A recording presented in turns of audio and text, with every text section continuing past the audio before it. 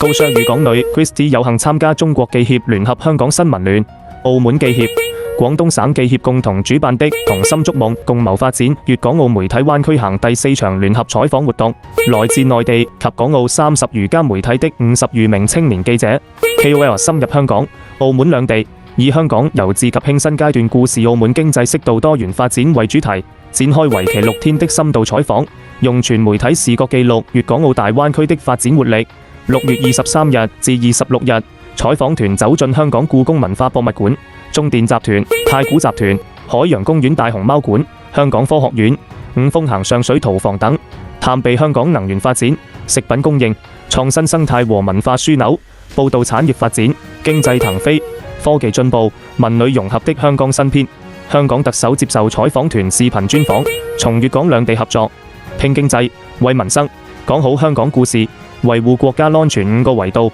回顧上任3年來的施政成效。香港政府司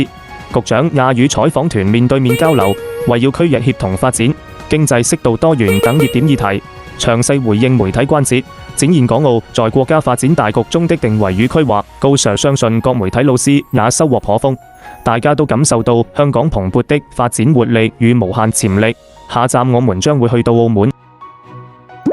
記得點讚關注哦。